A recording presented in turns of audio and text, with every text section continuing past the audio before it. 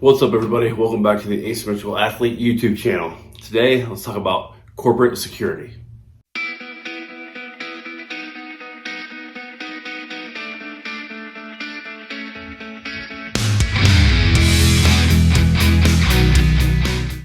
So recently, I was hired on as a corporate security officer. With my background and everything that I've done, my role in the office is to basically kind of take everything, look at it, remold it, or make it from scratch, and then we're going to roll with it with all the people that we have. Immediately, when you think of corporate security, you probably think of dudes in a desk behind the front door in suits, and they're telling you, please sign in, blah, blah, blah, right? This is a little different. For those jobs, it's more like Trump Tower. You walk in, there's the security guys right there. This is a private owned company, and they're a company that, depending on who you voted for and where you go to church, you may not like these people. Let's just say that. And you may not like them enough to want to hurt some of them. All right. The new CEO that came in recently, he saw that as there might be an issue, and he wanted to change a bunch of stuff. One of those things was he wanted to hire a bunch of new security officers and kind of set a precedence of going forward. They got a hold of me, and I went in there. I talked to the senior security advisor guy, kind of ran down some things. He asked me a bunch of questions, and boom, a week later I was working. So I want to go over some of the things that I carry on a daily basis, some of the things that, I don't carry, and the kind of the do's and don'ts. All right. So number one, we are plainclothes. So we do not dress up in suits. We do not dress up in multicam, nothing like that. We don't want to be overt. We want to be covert. This place is, again, it's a big building, but there's not a million people in it. And we want to more blend in with everybody. We don't want to stand out from the crowd. We want to make everybody feel comfortable in coming to work and comfortable in working with us and being able to come up and talk to us. What they have noticed in the past is they had guys in uniform, they had guys, all kinds of different uniforms, and the people that worked there weren't really comfortable with coming up and talking to them. I don't know what that was, but whatever.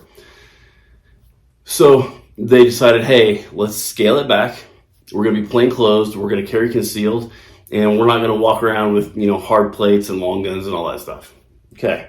So start off, we, wear, hiking pants or blue jeans, right? I always wear some sort of boot or hiking shoe, something like that. Because we go outside, we go inside, and you never know what you're going to have to encounter, right? So I don't wear, the dude shoes or Sanooks or anything like that. We wear, either button-up shirts or polos, and we always carry concealed. So that's about it. We kind of, like I said, we try to blend in with everybody. But some of the things I do carry, depending on what we're doing for the day and what we have going on, right? My everyday carry gun is an XR 920. Shadow Systems 9mm. I got a Surefire Ultra on there and a Holosun 407. All right. Nothing super special. An excellent gun. I've shot probably 2,500 to 3,000 rounds out of it right now. Runs great. No issues at all. Surefire, personally, I think it's a little too expensive for what it's worth, but whatever. Holosun, obviously, great optic, right? My kind of what I do on a daily basis, I either carry concealed in an inside the waistband holster, or I carry concealed in an outside the waistband holster, depending on what I'm wearing for the day. If I'm wearing a coat because it just started snowing here, then I will do an outside the waistband. Outside the waistband is always going to be more comfortable, especially if you're going to be sitting down, anything like that. Some days I may carry my Glock 43, and This holster here, because it's a smaller gun, is about as big as the, inside the waistband holster for that. So I might go with this for the day. Either or, it doesn't matter. We carry whatever gun we want. They purchase our ammo and pay for our training and stuff like that. Okay. As far as ammo goes, we are issued gold dot, but we can carry whatever we want. It doesn't matter. So I had some gold dot, and then I had some Hornady critical defense laying around, so I put those in there too. I carry 2 mags on me. Usually one, because the shadow systems come with PMags. Usually carry 1 PMag and then 1 extended mag. On the extended mag, I either carry it in a single mag holster or in one of those magnetic dually bobbers. All right. This is cool because it can go right in your back pocket. Super simple, super concealable. Nobody even knows it's there. It does, depending if you have, if you're carrying 27 rounds in a magazine, it can get kind of heavy on your booty cheeks, but other than that, it's not bad. Obviously, I always carry a flashlight, one of 2 streamlights that I have. I think they're both like 500 or 650 lumens, something like that. But I have a little lanyard here so that I always have it in my back pocket. I can pull it out and it's kind of secured to me. I mean, not super secured, but throw your finger in there. That way, if something does go bump in the night, if you're looking around and you have to draw your gun, you can bring it out and you can still present your gun. All right. I've seen people use, obviously this 550 cord, rubber O-rings. They actually make, I have one, they actually make a thing that goes on a flashlight just for this. I want to say Aaron Cowan designed it, but I'm not 100% sure on that. But I think he was probably one of the first guys that I saw using it. I always carry a Leatherman for obvious reasons, right? I mean, you gotta have a Leatherman. Here I have a Signal and a Rev. I usually carry the Rev just because it's a little bit smaller, a little bit more compact. Obviously, sunglasses, your credentials, your ID, keys, and then we also have our other credentials to kind of buzz in and stuff like that, right? I always carry a glass breaker on my wrist because part of the corporate security is also executive protection. Unfortunately, there's people in this world right now that, depending on who you voted for and who you go to church or where you go to church, like I said earlier, they want to hurt you and harm you, and sometimes they want to kidnap people.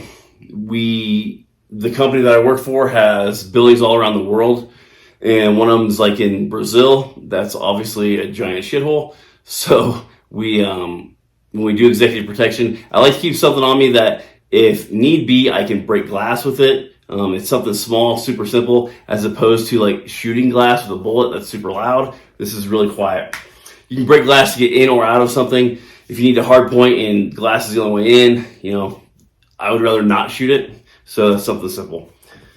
Pocket knife. This is just a Spyderco something or another. I don't know what it is, but it's a Spyderco. I have like 3 of these. I love them. I don't like serrated blades very much at all. And it doesn't have to be all black. It's just tactical. And a pen, right? This happens to be the O-Light pen that has a flashlight on it that obviously needs to be charged. It's just a pen. It's an aluminum body pen, so you can use it as a window breaker or anything like that, or you can fight with it if you want. But it's a pen, right?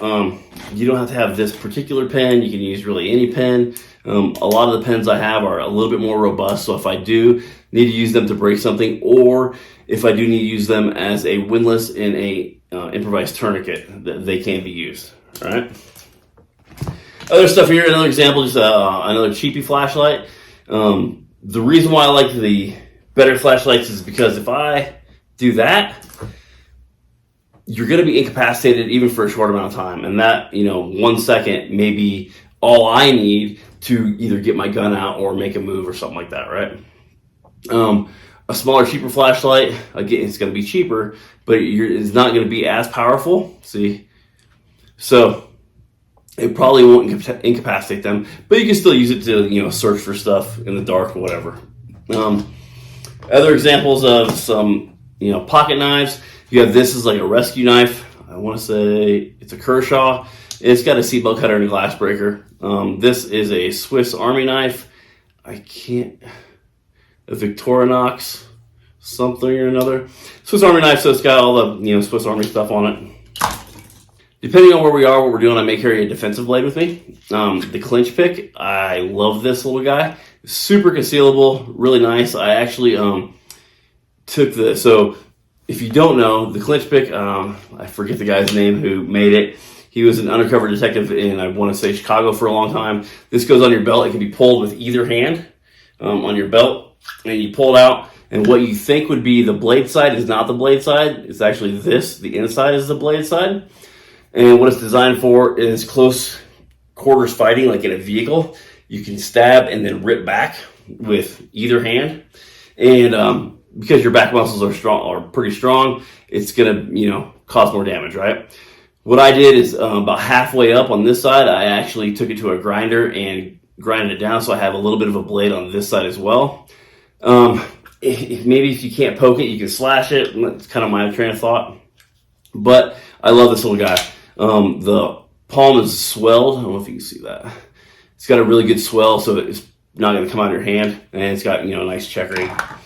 The other one, this is, I can't remember what this is called. If you know what it's called, leave it in the comments. I honestly can't remember. This is very similar to that. It's supposed to be almost like a gun. You put it inside your waistband and you pull it like a gun, and then you punch with it or slice with it. I want to say it's like the Colonel, right? The Colonel blade, something like that. It's okay. I don't know. I had to put a rubber band on there because this checkering is not all that great. It's kind of the coating on it makes it a little bit slippery. It's kind of big and bulky, right? If you compare it to like a Glock 43, it's pretty big, right? So I'm not a huge fan of it. It's a great knife for what it is and what it does. I'm just not a giant fan of it. Another little thing is a little pick, right? This thing is super, super concealable, super lightweight, and if you actually need it and you got to use it, you can do a lot of damage with this little guy. What else? Oh, and usually a Sharpie for various reasons. For my belt, what we don't carry is a battle belt. We don't do that. We don't have a bunch of stuff on our belts. Again, we want to kind of blend in. This is a Next belt. It's the ones that click. I'm just dropping everything. Hear that? It clicks, so it's really easy to adjust. If you have to adjust it because you're sitting down, you want to let it out because you're wearing it inside the waistband, and digging into your groin or whatever, you can let it out a little bit. Or if you need to cinch it up, you can cinch it up. One thing that we are working with some people on, and we're trying to come up with, is a better way to carry a trauma kit, right? This is one that I've had for quite a while that I carried when I was a cop. It's individual patrol officer kit. It's a good kit. The only thing it doesn't have is chest seals, and that's it. And you can obviously throw those in there if you want. But we're trying to come up with a good way to do it so it's not too overt, and we don't need to carry a whole bunch of stuff on our person. We have that stuff staged. Let's see what else we got. Depending on what we're doing for the day, if we are dressing up nice, then you put a nice watch on. If you are out training, I wear like a training watch, or this watch has a bunch of other stuff that I can do with it. Or on the daily, I have the new Apple Watch. I really like the new Apple Watch. It's pretty cool, and it's big and robust. I carry this most of the time. One thing that I always try to carry with me, either on my person or in my bag, is a tourniquet. If you do the studies, if you look at the FBI and all that, the probability of an active shooter or something like that happening in a workplace, especially in a place that I work, is pretty high.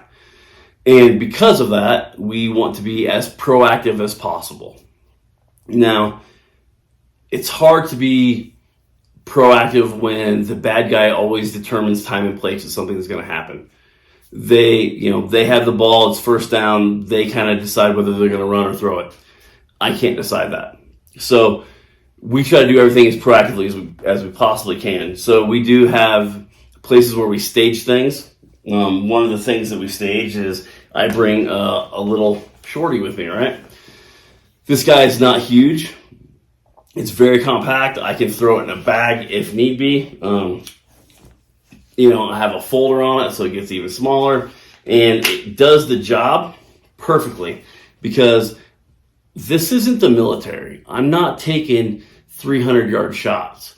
I'm not taking 200. I'm not even taking 100-yard shots. It's not going to happen. This will hit anything within 100 yards that I've ever aimed at it. I've never had any issues with this whatsoever. And I've had it for a few years and shot a lot of rounds through it. This is a very short, compact gun. And when you're in a building, and you need something, this is perfect. You could also use a sub gun, like a 9mm gun, but this is just a 7.5-inch 5.56 gun, and I really enjoy it. I really like it, and it's really reliable, really compact, and you can throw it in a bag so when you carry it in, you're not freaking out all the people, right? Another thing that we have staged is body armor. We're in the process of kind of looking for better body armor for people. I brought my own body armor, but not everybody has that, right? Not everybody has that ability. On my body armor, I always have gloves because you always need gloves, right? A little thing to wipe off your glasses or your optic, some breadcrumbs, and ammo, and a med kit. This is a pretty robust med kit that I packed out myself, and we're going to use this to kind of make SOPs for everything.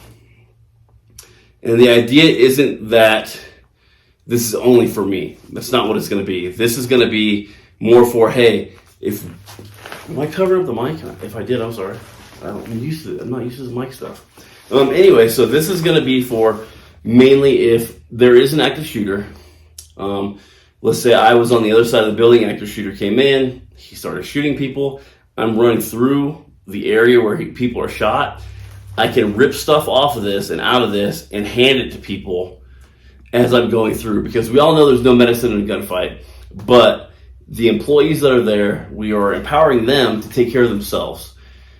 We can't be there in every place and every time, so we want to be able to empower those people as well. Hey, here's a tourniquet, here's a pressure dressing, blah, blah, blah.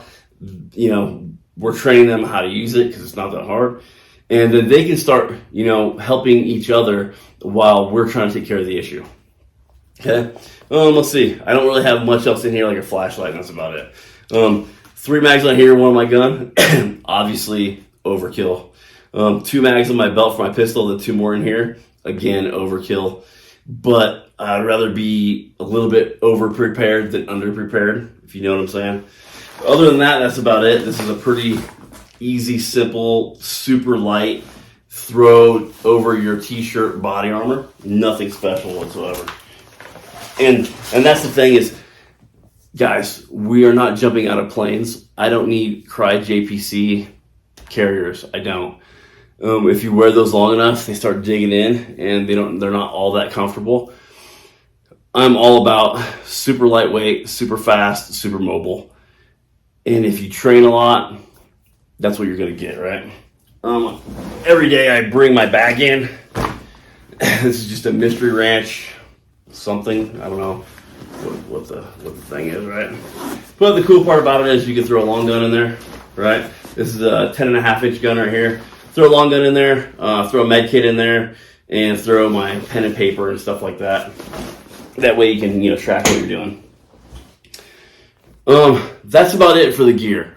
Really, like I said, it's pretty simple. We're not trying to be the military. We're not trying to do anything like that. On our staff, we have a retired medic from the Air Force. We have a guy that was an SP, the security police, in the Air Force for a while, and we have a retired CSPD cop. So it's, we have and myself are the group of internal people that we're trying to come up with all this stuff and SOPs and everything. And here's the great part about working in the corporate world versus all the government worlds that I've worked, because I've worked at big government and little government. Just the other day, we were looking at trauma kits, and we were trying to build out a trauma kit. That way we can strategically place them throughout the building, right? And as you know, trauma kits are different than first aid kits, right? We're not trying to build a first aid kit. We're trying to build a legit trauma kit. Two completely different things. So we get online, we get one built out the way that we all kind of agree that it would be good. We do a little bitty write-up. We do a cost analysis, and we submit it to our boss, right? Our boss he looks at it for 2 seconds and says, yeah, hey, go ahead and order one. And our deal was we want to order one, build out one, order one, work with it, play with it, see if we like it, throw in stuff, throw out stuff, whatever, right? He's like, yeah, just do it. And I'm like, that simple? He's like, yeah. So he showed me the budget, and we had a budget of like $3,000 for the year for just medical stuff. And we had spent to that point $100. And I'm like, why haven't we spent, because the fiscal year's almost over. I'm like, why haven't we spent more? Just kind of nobody thought of it, right? Nobody wanted to do it. We also have money allotted just for training on medical supplies. We have money allotted for training for guns, money allotted training for this. And I mean, we have a lot of money and we haven't spent any of it. So that's the awesome part, is when you do your budget in the corporate world, they give you that money right away, and then you can use it however you want, as opposed to begging and pleading and being on your knees and saying, God, please, Mr. Cop, let me have a fucking med kit. And they're like, no, we can't afford it, man. But hey, take this online course that you're mandatory going to do.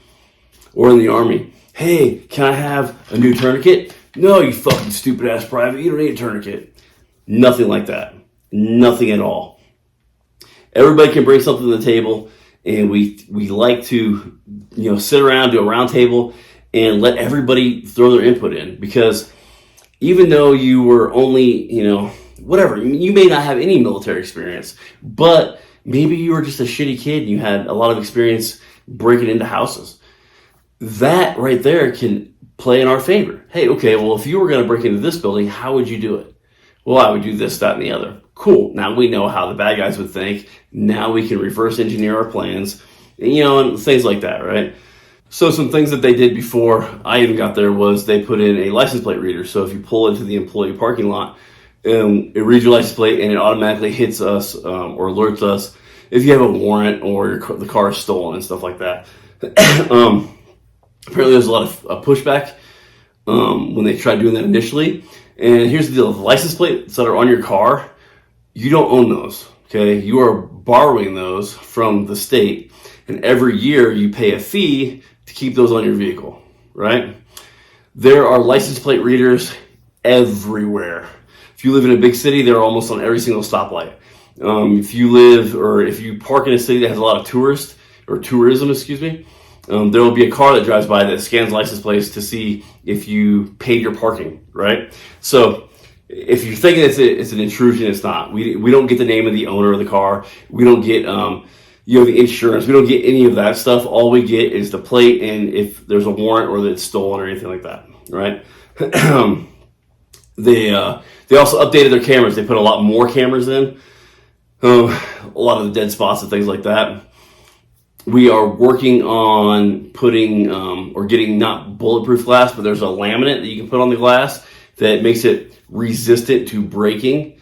We're looking at that. We're working on active shooter plans. We're doing a lot of stuff, and the coolest part is we are supported from the top down, from the CEO of the company all the way down to the lowest dude, right? Which is probably me because I just started not too long ago, so maybe. But all the employees are super supportive as well.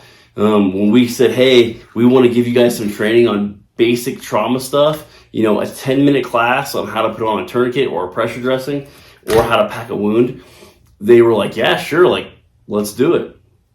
And we're going to put on a presentation, about workplace violence, who usually does it, where does it usually happen, why does it happen, all the who, what, when, where, why stuff. And just to give them a better understanding of what's going on.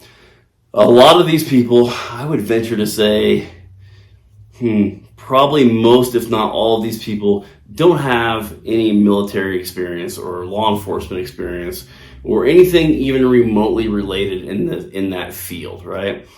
These people are all just civilians. Most of them are, over 35, over 40 that work there, and they're just trying to go about their lives, right? It's our job to make them feel comfortable at work. It's our job to make them feel safe at work. It's our job to make sure the riffraff stays out and the good people stay in, okay? It's actually, honestly, it's kind of rewarding when in my previous life as a police officer, everybody fucking hated me everywhere I went simply because I had a cop car and a badge. Now, when I walk throughout the building and say hi, everybody says hi back. They ask me how I'm doing, and it's pretty nice. I'm not gonna lie, man. We also have a personal chef with a cafeteria. We get free food, free drinks. There's a little gym in there. Obviously, I own my own gym, but there's a little gym in there if you want to take a 30-minute break for lunch or an hour break for lunch, and you can work out. And we have locker rooms and showers, and it's pretty nice. And again, the budget stuff. I have never seen an organization so willing and wanting to do training, and all different kinds of training. It's like, hey, you find a class you think is going to benefit us, I will pay for it, and we'll all go to it. How awesome is that? Like, that doesn't ever happen, right? So it's pretty cool. I won't mention the company or where I work, anything like that, only because, like I said before, there are people out there that just simply, what kind of vehicle you drive, they're going to hate your guts. And speaking of which, I hate everybody except for one single person that I know that drives Subarus. I hate them. Can't stand Subaru drivers. I don't know why. They just all suck. Except for my buddy Brett. He's awesome. Except he ran over a raccoon once and totaled the Subarus. The Subarus are kind of pussy cars, but whatever. Needless to say, Brett's cool. Every other Subaru driver in the world sucks. Okay? All right, so, hey, that's it for corporate security, man. If you guys got any questions, let me know. If you want to get into that sort of work, let me know. I'll kind of lead you of where to go, kind of what areas to stay away from, things like that. If you want to know about any of the stuff that I've showed, flashlights, Leathermans, Kershaws, pens, all that junk, hit me up, let me know. Again, you can find me on Instagram. It's usually just videos of me working out, so if you like watching a dude in Ranger Paintings work out, I'm your man. Also, if you like memes and stuff, all my reels, or not my reels, but my stories are full of inappropriate memes that I keep getting in trouble for. So that's cool. Let's see, what else? That's it. So, no matter what your job is, no matter if you're working security or, you're a paper boy, you deliver Jimmy John's, whatever, right? Always keep yourself safe. Always try to think of what's the worst thing possible that could happen. How do I prevent that? And always ask yourself, are you an asset or a liability?